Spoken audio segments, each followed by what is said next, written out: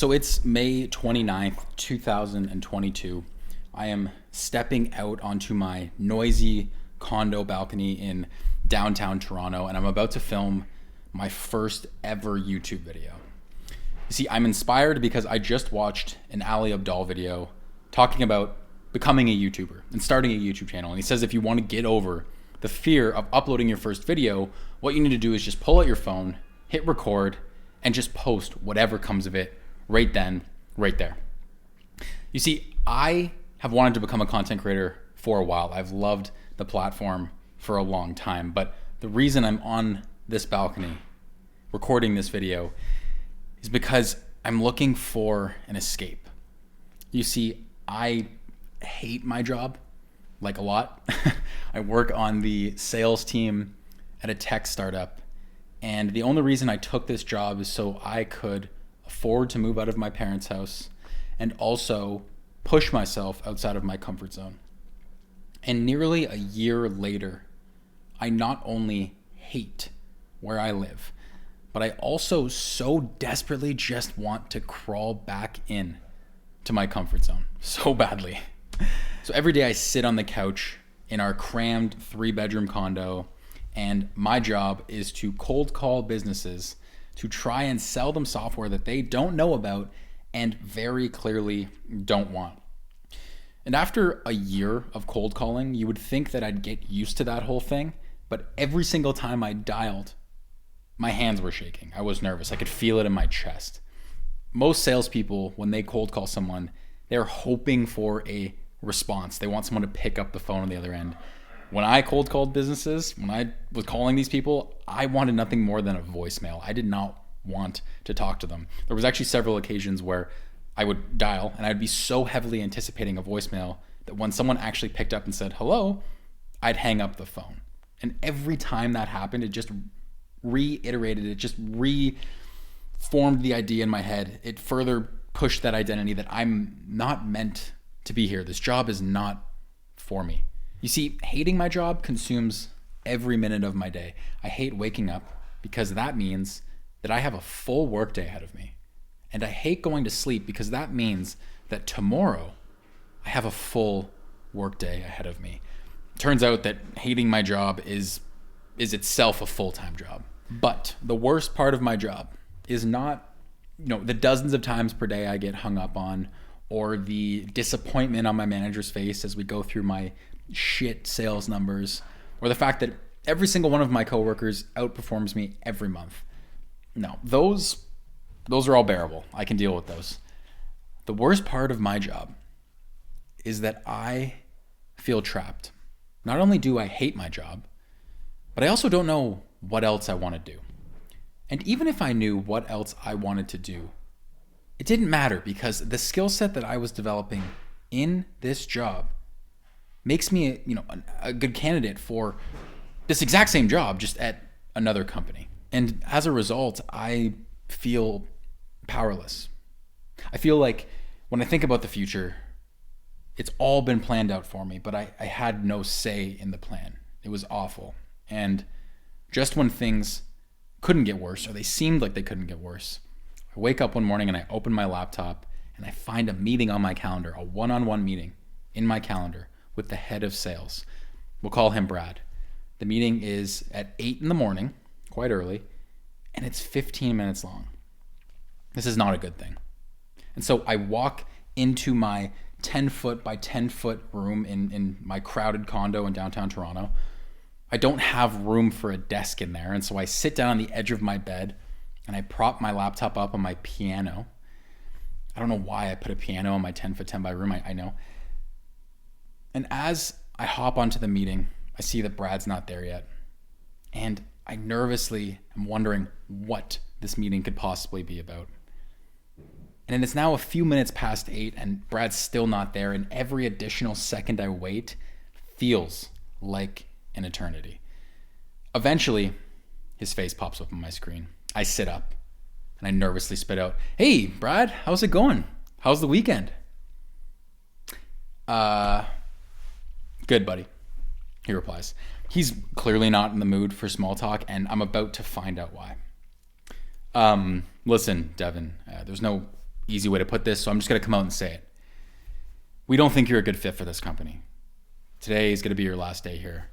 HR is going to reach out to you shortly. We wish you the best. Click. He's gone. The call is over. The 15-minute meeting, it lasts 15 seconds. I just got fired. And the only thing that I can think of in my head is, thank God I don't have to work today. So I soon find myself walking around the busy streets of downtown Toronto. The workday started, so there's not actually that many people out there, kind of just me. And I'm trying to take inventory of my life at this point in time. And so I think to myself, yesterday I was miserable, I was powerless, had no clue what I wanted to do with my life. But today I'm unemployed, miserable, powerless, and have no clue what I want to do with my life. Yeah, things aren't going super well. But the only silver lining to this whole thing is the fact that I now have a lot of free time on my hands, right? As one who isn't working tends to have. And so I am trying to find something exciting, something enjoyable that I can do with all this time. And I think back to the only thing that has really provided me with any sorts of excitement or enjoyment in the very long time. And that thing is that first YouTube video that I uploaded on my channel. There was a lot of hope and excitement surrounding that.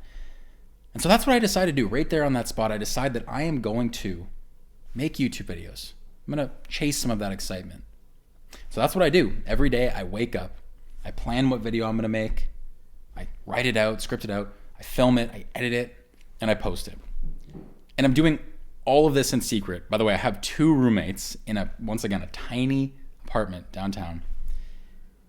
And I wait for them every single day to go to work before I start. And I just really hope that in the middle of this whole process, they don't come home at lunch and find me. It would be very, very scary for me. I remember like a few times I'd grab my things as I'd think I'd hear a noise outside and I'd like tuck them away in my room. And I'm not sure why I'm hiding it from them.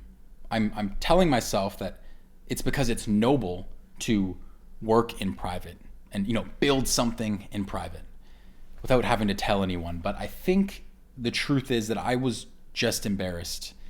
You see, I have cared way too much about what people think about me my entire life. And I'm now unemployed. I don't think I really need to slap on the fact that I'm also an aspiring YouTuber. I think that any shred of respect that my friends had for me at that point would be gone. But I love it. I love the whole video creation process. I love coming up with good video ideas. It's very exciting. I love when I have 2 things that I learned about and I find a way to link them that I didn't think existed before. And I also love when I'm editing a video, it's not that great, and then it comes alive as I'm editing it. I love the whole process. But there's something I love more, and it's the attention. People are watching my videos. I'm refreshing the page, watching the view count go up. People are leaving positive comments. I'm actually getting subscribers on this channel. It's addicting. And it's so addicting that I actually go on to make videos for the next 14 months.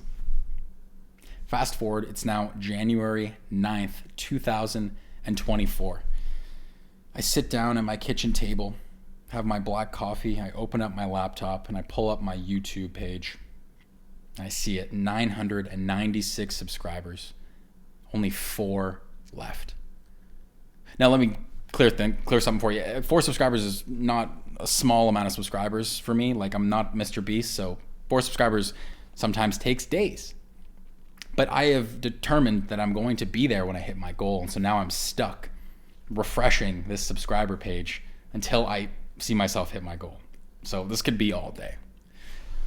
Luckily, for some reason, about 30 minutes later, I refresh the page one last time and I finally see what I have been waiting to see for the last 18 months.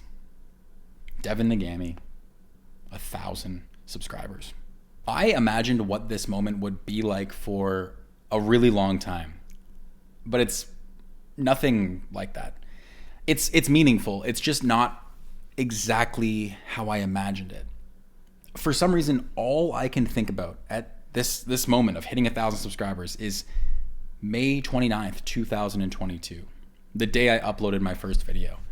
So I go to my channel, I sort by oldest, and I click on it. And as I sit at my kitchen table watching my first ever video, I finally realize why hitting 1,000 subscribers doesn't feel like I thought it was going to.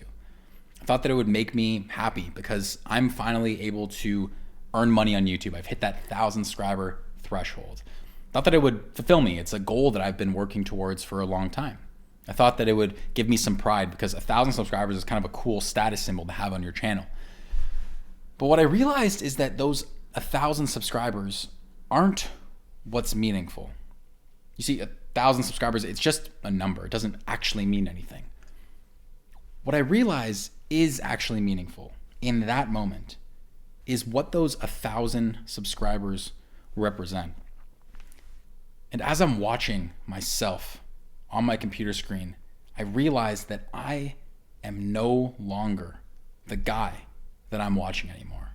And I realize that this transformation that I've gone through since I posted this video is what's meaningful about these 1,000 subscribers. You see, I'm no longer the guy that's trapped in his job. I'm no longer the guy that dreads getting up in the mornings. I'm no longer the guy who cares about what other people think about him, not nearly as much as I used to. And as I sit at my kitchen table watching 2022 Devin film his first ever video, I'm able to take a step back and realize for the first time in a very, very long time that I feel like I have control over my life again.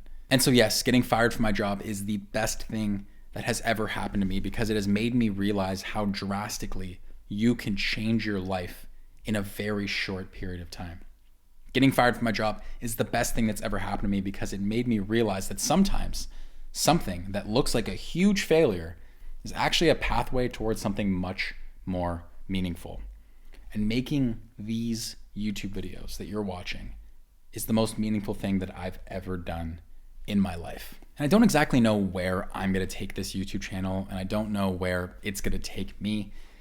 But to be honest with you, I don't really care because for the first time in my life, I'm excited by the unknown because I finally feel like I have control over my life.